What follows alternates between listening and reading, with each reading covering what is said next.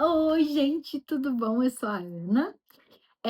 A gente está no dia de leitura 117. Eu vou ler primeiro Crônicas 17, 18 e 19. E por acaso está muito legal Crônicas, que eu não estava gostando no começo e agora está incrível. Vamos lá. Primeiro Crônicas 17. Vou acabar aqui. A promessa de Deus a Davi. O rei Davi já morava em seu palácio quando certo dia disse ao profeta Natã: Aqui estou eu morando num palácio de cedro, enquanto a arca da aliança do Senhor permanece numa simples tenda. Natã respondeu a Davi: Faz o que tiveres em mente, pois Deus está contigo. E naquela mesma noite Deus falou a Natã: Vá dizer ao meu servo Davi que assim diz o Senhor: Não é você que vai construir uma casa para eu morar. Não tenho morado em nenhuma casa desde o dia em que tirei Israel do Egito, mas fui de uma tenda para outra e de um tabernáculo para outro. Por onde tenho acompanhado todo Israel, alguma vez perguntei a algum líder deles que mandei pastorear o meu povo: Por que você não me construiu um templo de cedro? Agora, pois, diga ao meu servo Davi: Assim diz o Senhor dos Exércitos: Eu o tirei das pastagens onde você cuidava dos rebanhos para ser o soberano sobre Israel, meu povo. Sempre estive com você por onde você andou e eliminei todos os seus inimigos. Agora eu farei tão famoso quanto os homens mais importantes da terra e providenciarei um lugar para Israel, meu povo, e os plantarei lá, para que tenham o seu próprio lar e não mais sejam incomodados. Povos ímpios não mais os oprimirão como fizeram no início e têm feito desde a época em que nomeei juízes sobre Israel, o meu povo. Também subjugarei todos os seus inimigos. Saiba também que eu, o Senhor, lhe estabelecerei uma dinastia. Quando a sua vida chegar ao fim e você se juntar aos seus antepassados, escolherei um dos seus filhos para sucedê-lo e eu estabelecerei o reino dele. É ele que vai construir um templo para mim e eu firmarei o trono dele para sempre. Eu serei seu pai e ele será meu filho. Nunca retirarei dele o meu amor, como retirei de Saul. Eu farei líder do meu povo e do meu reino para sempre. Seu reinado será estabelecido para sempre. E Natã transmitiu a Davi tudo que o Senhor lhe tinha falado e revelado. A oração de Davi. Então o rei Davi entrou no tabernáculo, assentou-se diante do Senhor e orou. Quem sou eu, ó Senhor Deus, e o que é a minha família para que me trouxestes a este ponto? E como se isso não bastasse para ti, ó Deus, tu falaste sobre o futuro da família deste seu servo. Tens me tratado como um homem de grande importância, ó Senhor Deus. O que mais Davi poderia dizer-te por honrares o teu servo? Tu conheces o teu servo, ó Senhor.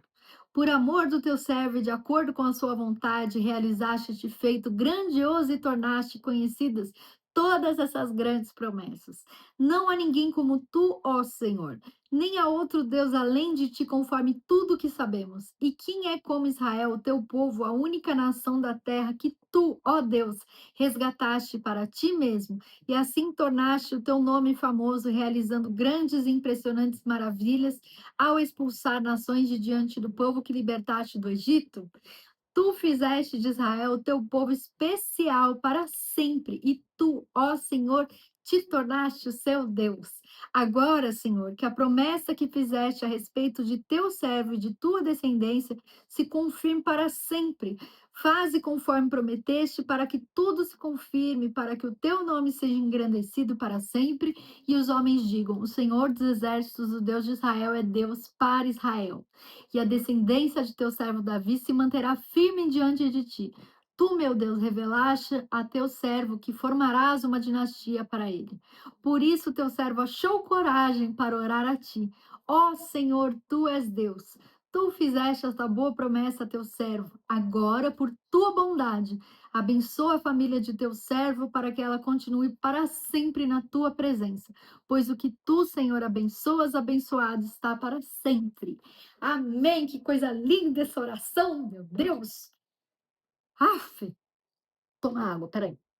Hum,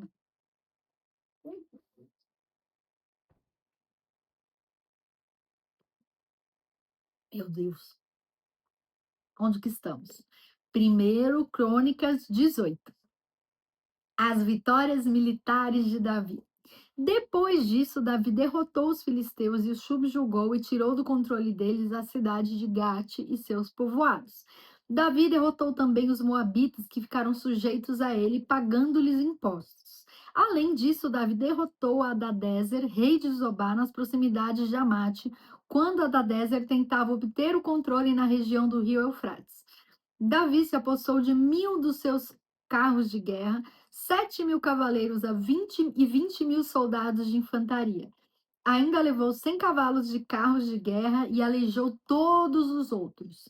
Quando os arameus de Damasco vieram ajudar Hadadezer, rei de Zobá, Davi matou 22.000 deles.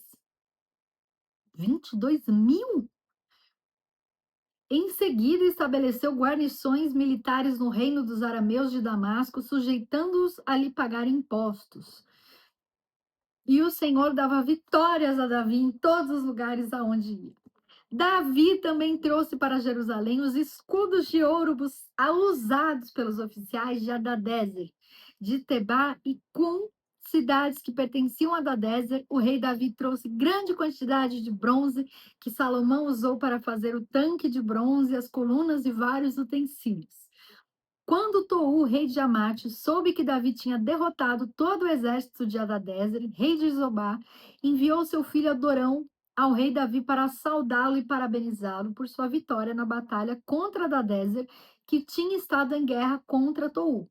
Com Adorão, mandou todo tipo de utensílios de ouro, de prata e de bronze.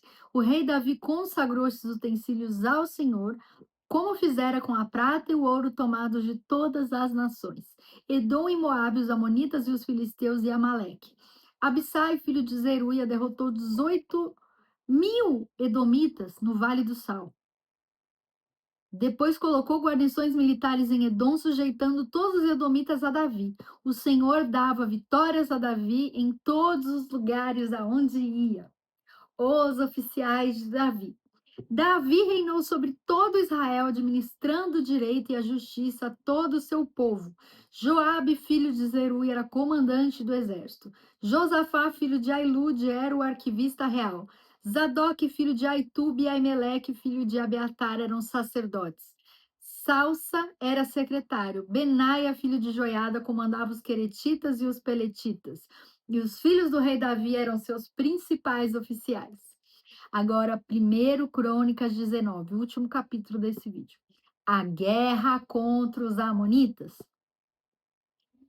Algum tempo depois, Naás, rei dos amonitas, morreu, e seu filho foi o seu sucessor. Davi pensou: serei bondoso com Anum, filho de Naás, porque seu pai foi bondoso comigo.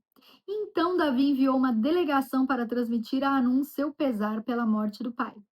Mas, quando os mensageiros de Davi chegaram à terra dos Amonitas para expressar condolências a Anum, os líderes amonitas lhe disseram: achas que Davi está honrando teu pai ao enviar mensageiros para expressar condolências?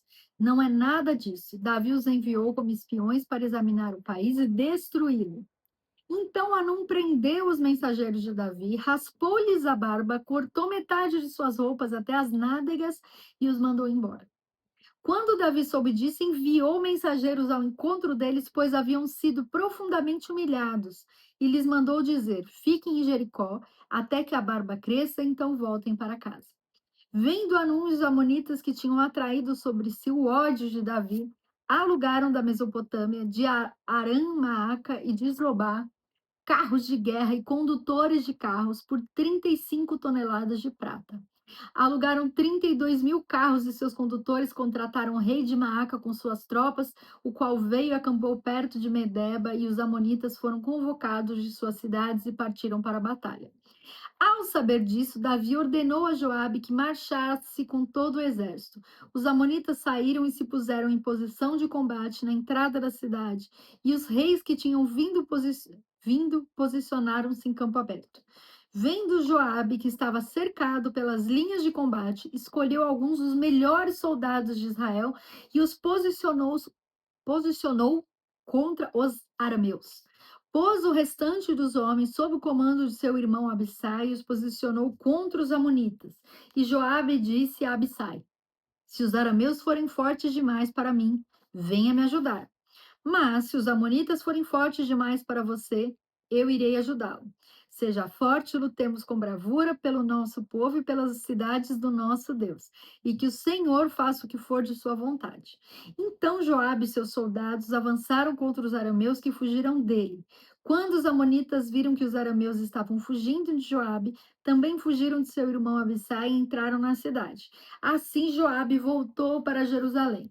Ao perceberem os arameus que haviam sido derrotados por Israel, enviaram mensageiros para trazer arameus que viviam do outro lado do Eufrates, e Sofaque, o comandante do exército de Hadadezer, veio à frente deles. Informado disso, Davi reuniu todo Israel e atravessou o Jordão, avançando contra eles, e formou linhas de combate de fronte deles. Mas, começando o combate, eles fugiram de diante de Israel e Davi matou 7.000 dos seus condutores de carros de guerra e 40.000 dos seus soldados de infantaria. Também matou Sofaque, o comandante do exército deles. Quando os vassalos de Hadadezer viram que tinham sido derrotados por Israel, fizeram a paz com Davi e se sujeitaram a ele. E os arameus não quiseram mais ajudar os amonitas. Ah, gente, como eu tô gostando de crônicas. Que coisa mais linda. Então tá bom. Nossa, meu gato desmaiou aqui do lado. Minha unha tá muito feia. Então, gente, fica com Deus. Muito obrigada pelo carinho. Me deixa um comentário pra gente conversar. Curte, compartilha. Lembra que a fé vem de ouvir a palavra. Coloca Deus em primeiro lugar na sua vida e todas as outras coisas vão ser acrescentadas. Sempre fala com a sua própria boca que Ele é o nosso Senhor, o nosso Salvador, o nosso único, para não ficar dúvida por aí, para se alguém ouvir, tá bom? Um beijo e fica com Deus.